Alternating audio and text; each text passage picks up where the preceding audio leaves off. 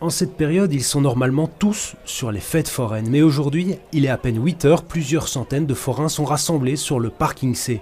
Il y a ceux de la foire du Midi, évidemment, et d'autres se sont levés bien avant le soleil. Ils viennent de toute la Belgique. De la région verviétoise. On est parti très tôt ce matin, on s'est levé à 4h30 pour pouvoir être ici à 7h30. Depuis l'annulation de la foire du Midi, d'autres grandes foires belges sont aussi annulées. Pour les forains, quel que soit leur âge, c'est un drame.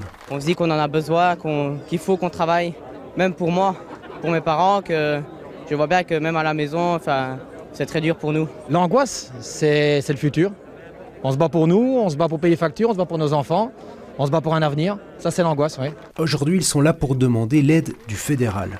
On peut comprendre que la situation sanitaire ne nous permet pas d'exploiter des événements comme des foires comme la foire du Midi, par exemple. On peut être compréhensible là-dessus, mais alors il faut nous aider de l'autre côté, sinon c'est la mort de notre secteur. Les forains prennent la route du centre-ville. La colonne de camions est longue, très longue, plusieurs kilomètres, plus de 400 camions, avec un corbillard symbolique en ouverture. Plusieurs artères bruxelloises sont bloquées les unes après les autres. Une banderole est déposée à l'entrée de la zone neutre. C'est qu'une partie, si on veut, on peut emmener 1000 camions, mais on n'est pas là pour faire du chantage et pour faire du grabuge, on est là pour qu'ils comprennent la discrimination.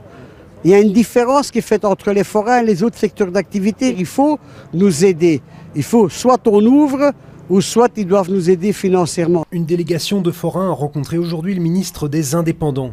Denis Ducarme promet la mise en place d'un groupe de travail pour évoquer différents sujets. Ça en va du droit passerelle, ils vont nous défendre sur d'autres points comme par exemple le secteur financier, la fiscalité, etc. Et le ministre s'est engagé à nous soutenir. Un début donc, mais la route sera encore longue pour ce secteur lourdement touché par la crise.